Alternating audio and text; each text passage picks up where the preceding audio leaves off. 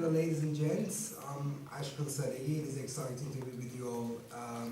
First of all, I would like to thank EMU and express my gratitude to Professor Seri Chavgatlu, if I pronounce it well, Banu and Kemal Kilic for the invitation so today I can be part of the Career Week lecture series. Today I would like to talk about architectural competition in opposition with open source architecture. Both are considered to be an operating models for the recognition of young practices. However, what we see today is a stagnation of competitions in different scales and magnitude. And it being an open source would be a successful paradigm or not. The interesting is, one is highly confidential, but the other is completely open and unclassified. Just a brief introduction has been already introduced. I'm a London-based artist, designer, and architect. I hold a Bachelor of Art and Design in University of the Arts London and a master's degree from the Architecture Association School of Architecture. I'm a registered architect by Royal Institute British Architects, known as RIBA 3 since 2015.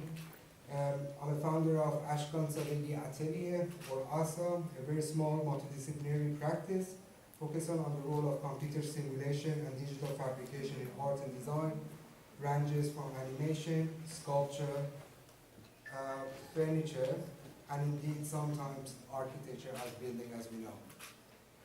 New practices in architecture and design is one of those highly debatable subject matter that I believe it doesn't have a solid model, as both design and architecture themselves has a diverse fields of interest, static and functions.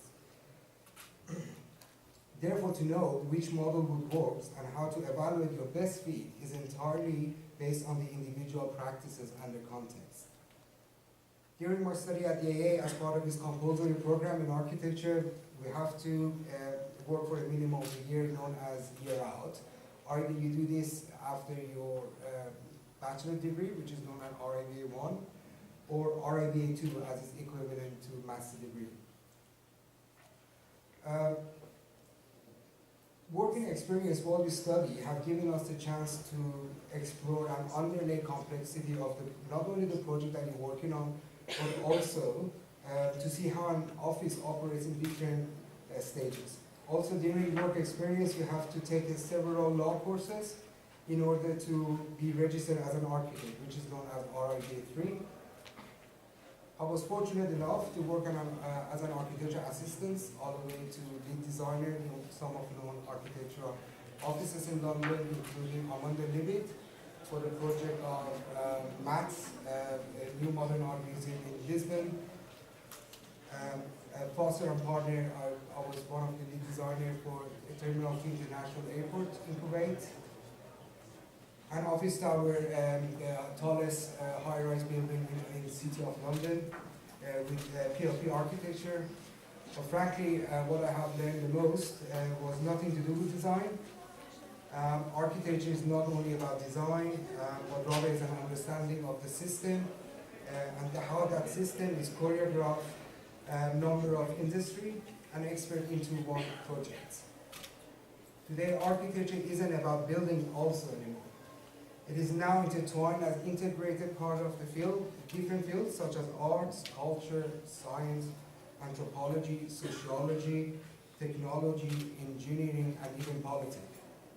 For an academic platform, due to its knowledge capacity, perhaps we should encourage more to be formulate our project more in conjunction with art and science. That's only my opinion. About 90% of our building in the world does not hold any architectural values. In fact, they have been built to fulfill housing demand and the growth of demography. And the population that we cope with is something out of our control. Lack of crowdsourced information and predictive urban modeling in the past have led in what we call lost utopia. And the consequence has been the growth of bureaucracy in architecture. Bureaucratic architecture would include all building that is product of large-scale architectural organization and government, from which personal expression is absent. This is necessary isn't a role model for many grand-scale projects. However, once becomes a politic of selection for new practices, and particularly in an architecture competition, then it creates unfairness and embezzlement. For me, most of the architecture competition is corrupted. One of the issues with architecture competition is that there is not enough legislation on competitors and not enough legitimacy to those that will organize the competitions. An architecture competition is a great example to show how new practices are in threat with unsecured system. In order to elaborate more, let's do a quick calculation on Helsinki Guggenheim competition. How many of you have participated with that competition about 2-3 years ago? Any? That's good. You haven't lost anything yet. Here I'm quite elaborating about out of 17, 15 applicants, how many they've lost, and only one won. And that again is a highly debatable project that whether it's going to be built on site or not. So I will go through some numbers which will make you bored, but it's quite interesting to know the territory of the architecture that we're working on within the context of today. It's something that we need to reconsider again. And I bring that in parallel with the open source architecture, which I will be explaining a little bit more in details. So again, 17, 15 applicants participated in the competition, and each practice probably spent 1 month working on the proposal with, let's say, 5 members of staff.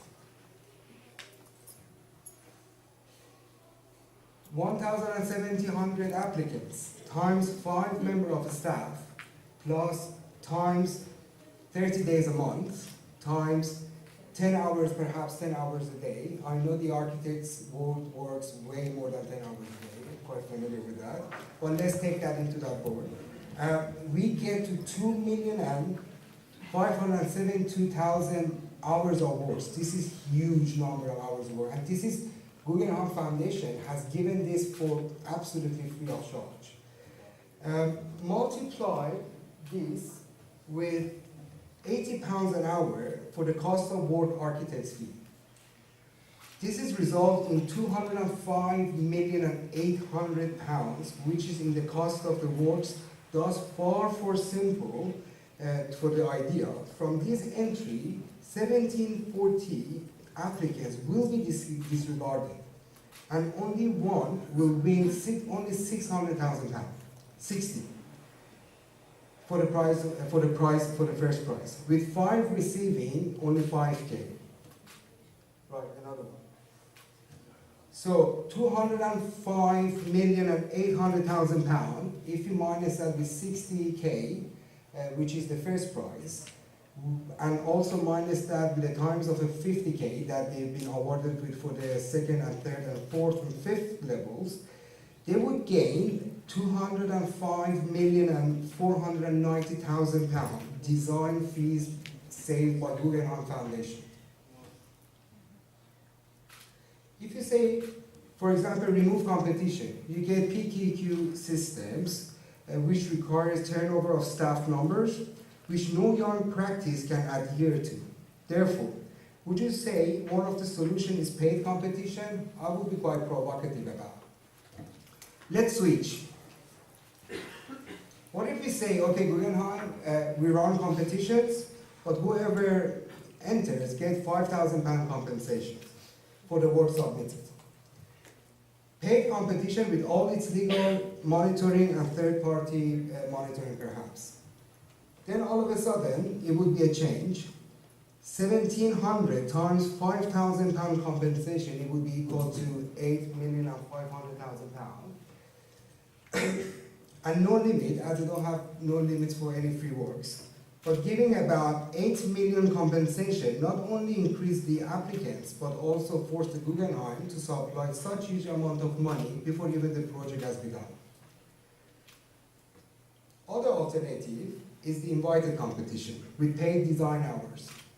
Any of you been participated to any architecture competition at all? Yes. Okay, that's quite a few number, which is good. I'm quite happy with that's quite justified my speech a little bit, which I'm completely against about it. Other alternatives invited competitions with paid design hours. Because at the end, the fee of the month competition for, let's say, 10 invited architects is nothing compared to whole design and construction projects. Also, paid design fee for 10 invited practices to begin the project with gives more efficient mentality to both client itself and the participants. As an example, if the client leaves budget of 100K for 10 practices for a month design fee and concept design, each would gain 10K only for the concept design. In that respect, you will have more prominent design committee and selection process. Other alternative to invited competition is a classic idea of the ranked practices, which we have somehow in Iran and most of the countries, third world countries. To be honest, that would perhaps be a quite efficient model for the competition if that would be Iran and have any future. As invited competitors, you need 3 young practices and 3 medium-level practices and 3 established practices, and you decide by the creative design aspect. If we go for a ranking-based system in which each architect is ranked by an organization like RIBA, what we have in London, thus the system collectively selects small, medium, and large participants, all with financial support and etc. Or you go super provocative about it. Let's do another Guggenheim. We say, okay, Guggenheim, let's do another competition. Instead, you go for an interview system. In this case, you get less applicants, but instead, those who involve are more serious members. Let's do a pitch. We all pitch for the presentations, as you do for all the client, as you would for any kind of a project that you go for. It's an office mentality. It is a way they think. We all pitch, and you say, there's a client, you select 100 out of the 1,700 applicants, then interviewing sounds like a doable procedure. We are all understand the initial intention of such competition is to have, when I'm saying competition, it's not necessarily that it's a competition that is run by an organization. We are all in the competition scenario and the territories in a way that even for any project that you would ask for to design, you would get competitors, but perhaps the client would hide them from you, because we're very cheap in design process, and compared to the whole project from A to Z. And then the competition, what I'm saying here is the not necessarily design for the organization or the corporate mentality, but it's somehow the nature of our work that we get involved after university. You all understand the initial intention of such competition is to have young and new practices on board. And this indeed is the right theory. And they seek for new ideas, but they shouldn't let 1,700 applicants to vaguely involved with the project. At least they can choose 100 practices. In that respect, they can monitor the design process. If you look back historically, Pompidou Center, as an example, when Rogers and Piano won, there were 400 applicants. But before they opened the competition for everyone, they have submitted certain credential and legitimacy. And they shown project feasibility, where the finance coming from, and that again goes back to my initial point, that we need a legislation by a governmental organization who can monitor the process from A to Z. Even if it's a private equity or a public, you need to show us how we can secure the budget for the project. You cannot hold a competition and ask for everyone to participate. In fact, they're taking advantage of demands for participation, and indeed they do so because there is such attitude exists in new practices. And if you don't get involved, your friend does. And as there is no other opportunity out there to evaluate yourself, the dozen of other applicants, therefore they win. And those are lost are 17, 14 applicants. So all the risk is with the clients, with the architects, none with anyone else. Competition would work if we were regulated and one wireless system can hackle our clients. This should go into a governmental level with particular legislation to monitor the legitimacy and establish certain protocols for both parties to be secure. In all systems, everything against us as new practice. Either is competition, procurement rules, or anything else. The issue is architecture as permanent element.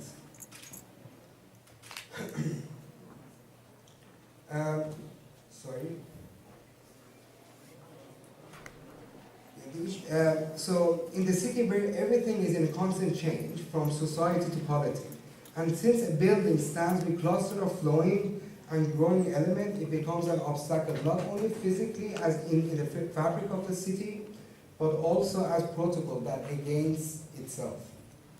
Some of the key advantages of new practices are the one. Some of the key advantages for new practices are the ones that are in constant change by ourselves. However, we're growing them so fast that we're not able to read and track them.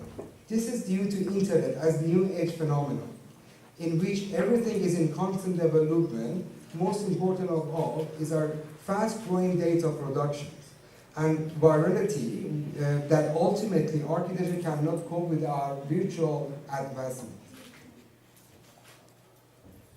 Architecture is affected by the thirst of the technology through history. Some technological advances have the potential to change conceptually the design practice. The invasion of digital technology into our daily lives in the age of modern technology, especially computers, is an essential, irreversible matter. Therefore, it has become necessary to review its use and examine its effect to the human mind and body. The use of such technology in the designing process adds a new dimension to the design practice, which enabled us to materialize our ideas that are not fully expressed. However, the challenge enabled us to hold onto our human identity and not allow the technology to distance the architects from performing his or her original role, which is the construction of Earth and making human existence on it safe and constructive with respect to environment. Architecture shall not be considered as permanent design elements. It should be in parallel with our fast-growing community and needs and how that works. To be honest, perhaps open source architecture for our today paradigm would be a new practice. Open source architecture is an emerging paradigm that advocates new procedures in imagination and formation of virtual and real spaces within a universal infrastructure. Drawing reference as diverse as open source culture, modular design, avant-garde architecture theory, science fiction, and language theory. It adopts an inclusive approach as per spatial design towards a collaborative use of design and design tool by professionals and ordinary citizen users. In this diagram, critical database became an open source, regulated, growing exponentially. Architects and clients both become the same person. This is the request, and creation became also one entity, as the selection of compilation and the right side, which is the right side of the diagram, which is the design space, is also regulated and consultative as well. So everyone are getting involved with the design process, not only that as of for the construction, but everything from the demanding and from the brief of the design, everything got involved from the clients and also from the architects. And all ultimately goes into production space from local agency and collective fabrication laboratories.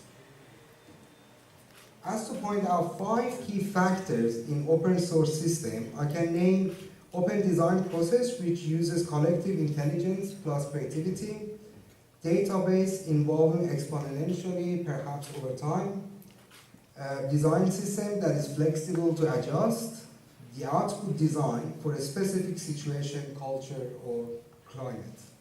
Construction information also generated directly from the design. Open source architecture relies upon amateurs as much as experienced professionals, the genius of the mass, as much as the individual, eroding the binary distinction between the author and the audience. Like social softwares, it recognizes the core role of a multiple user at every stage of the project, whether as client or community, designer or occupants. At its best, it harnesses powerful network effect to scale systematically, effectively. Design and also mass customization replaces standardization as an algorithm, enable the generation of a related but differentiated spaces of design objects. Parametric design tools like Grasshopper, Generative Component, Revit, or Digital Project enable the new user groups to interact with, navigate, and modify the virtual design and to test experience arrays of options in an unprecedented low cost. Recognizing lay people as design decision-making agent rather than the consumer. Open source codes and scripts enable design community to share and compare information and to collectively optimize production through similar components, accelerating the historical accumulations and shared knowledge.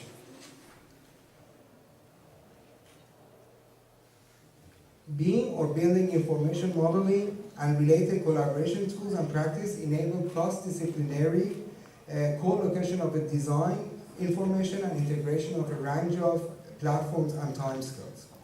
Also, rapid prototyping or other 3D printing technology enable instant production of physical artifacts, both representational and functional, even at an architectural scale to an ever wider audience. Today, open source architecture enables inhabitants to control and shape their personal environments. To inhabit is to design. This aspect is enhanced by today's fully sentiment network spaces, constantly communicating their various properties, states, and attributes, often through decentralized and developed systems. Crucial system feedback is supplied by a range of users and occupants, often either by miniature electronic devices or mobile phones, crowdsourcing like crowdfunding, large volumes of small data feeds to provide accurate and inexpensive real-time information. Personalization replaces standardization as spaces intelligently recognize and respond to individual occupants. Representation of spaces become as vital after construction as they are before. Real-time monitoring, feedback, and ambient display become integral elements to the ongoing life of a space and objects. Maintenance and operation become extended, irreversible phase of the construction process. A building is never complete in an open source architecture, world of a growth and a change that we're living in. If tomorrow building and cities will be like computer to live in open source architecture provide an open collaborative framework for writing their operative software in the real world condition. I will be bringing an example of such project which I was involved with to elaborate more visually. Reflecting the principle of citizen-centered architecture movement as well as the mindful policy engagement field, namely unique design for unique context, reflecting individual user values through value rational planning and engagement-based praxis. Open source design and architecture is the rebirth of the Industrial Revolution. That mass customization, personalization, and variety can replace 20th century rigidity of production. One of the projects that I would like to express, which is highly fictional, but also it's being raised out of the open source architecture. During my part of my research that I have invented a particular material called elastic brick. The site of the project was in the border of Sinai Peninsula and Nile Delta, which we have Suez Canal as an alternative route that connect far Asia to Europe. It is quite crucial and political region in a way that it is as I mentioned, it's an alternative route that connects both sides. One is highly habitated, and the other side, which is completely desert. In this diagram, it's not diagram actually, it's satellite photos that it shows the cultivation movement from Nile Delta all the way to the Suez Canal. But the reason that war has been stopped by the one single canal, not only that is politically important, but the fact that they cannot move the demography as there is a lack of water and inhabitants live that side. So as you can see, there is like, in Nile Delta, there is yearly about 15 million cubic meters of wastewater is going to the Mediterranean Sea. As you can see, we are quite close by, and then the whole ecosystem of the region and also the Mediterranean Sea are in a severe threat by these waste water cycles. So, as I've seen in the diagram, as you can see, this is not Photoshop, it's a real photos, satellite photos been taken from my particular site that we were investigating on. As you can see on the left side is highly cultivated, is green, and all of a sudden within the 10-meter wide canal, water canal, there is nothing. There's no one lives there, and there's nothing there but the desert. What we did is that, as of symbolic forms, we're dealing with Egypt as a region. So what we done is that, in order to not harness the condition of the ecosystem in desert, what we did symbolically, we inverted the pyramids upside down in order to have a minimum footprint on the floor ground and maximum available surface for habitants above. One of the modular systems that has been open source in terms of design and shape is that this kind of a conic in a way that is more free form than the pyramid as I've shown, but it captivates a less minimum footprint on the ground and it creates a maximum available space above, and also it's such a model that it can be adjusted by the civilians. And also, as you can see, I have run the computer simulation of the shadow casting throughout the year, and it creates a huge amount of shadow for better climate for the residents. Also, we have been running this cluster of modules by Ecotech, as probably you know that suffers.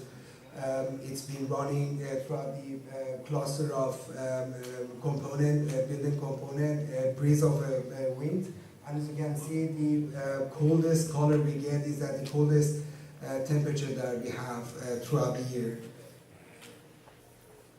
So simply the idea is that we need to transfer the water from the from the Nile Delta to the Sinai Peninsula by establishing the certain diameter of the bridge. We were introduced by a cluster of parametric modules, all built in one same principles, and that can be addressed local skills for it, but also the way that it's been raised in order to transfer the water is parametric and also growing fast. So as you can see, the both sides being connected, all of them within the module of 5 to 10, the whole bind of the side from the left to right has been connected together. Just elevation of the bridge and how that simple module that is being crowdsourced in terms of design, how they've been connected together. Again, another simulation on how the solar array affects the bridge shapes itself, and as you can see, the below of the bridge is completely, it's about a 20-degree difference of temperature. So, as I've mentioned, the crowd source information in that project is that each family within the region, they will build themselves the walls. The walls, as we can see here, so the first family would be built that, and then the next generation, or perhaps the same family, would go all the way up in order to contain the recycled water inside. And then another participants would have included a macro wall system in order to ventilize the interior of the water tower, and also the inhabitants of inside as a tower, and also how the water collectively goes into the shutter and distribute via the gravity, and then how we can enclose the whole system as one module. Another sort of advantage of the singular modular crowdsourced design is that due to its highly political water distribution in that region, everything without any electricity is going to be used. So via gravity, you get the ratio of the cultivation all the way by the water channel as it goes down from the water tower. So again, that shows that how one module goes, as it goes up, it will create a ratio of a larger cultivation all the way through. And this is also democratized the system and the politics of the water distribution, and everyone collectively get involved via internet or via any kind of available source information in order to participate and subsidize their role inside. And as the cluster, they will create a kind of a cluster of housing typology with different magnitude of the water distribution. There are 4 modules, and as they grow, they will distribute more cultivation and greenery around the land, and also creates a local career and local cultivation as well. So just part of the investigation is that how simultaneously, instead of one that it creates a second building, how that one goes into the different levels, and they can distribute the mass construction in one go. At the same time, they can live inside as well. This is part of the axonometric and show how the walls and the different layering system and they can combine together. As of growing the major land reclamation and also water distribution, we came up with the idea of the L systems. As one branch, it creates a second and the third and the fourth and so on and so forth. So here is almost, still we're researching on that, but it's a part of the proposal for the city of the Elastic Brick, which is as it distributes the water and cultivate the land around it, again, it goes back as like lung. It's like a human lung, and it goes back the recycled water inside and fill it, and then so it goes has a kind of a continuous loop into it. And then how this modular system, which can be learned by the local resilience, and how that can be assembled and distribute like a branching systems, and then again goes back. And this is the main bridge as it goes inside the city, a cross section of the bridge itself, and the relationship between the Suez Canal and then the distributed cluster of typology. Going back to this, you can see how futuristic the project is still, but this is the scale of the humans in comparison to the project, and also we are elevating the ground condition into the viaduct bridges. So here it could be a park and kind of greenery that people can habitate. So by single pumps, that goes all the way through to the canal and the channel, and it goes and feed back into another component, and this component is recycle the water all the way to the photo cultivation around that. So it has a kind of a loop and ongoing system. Thank you.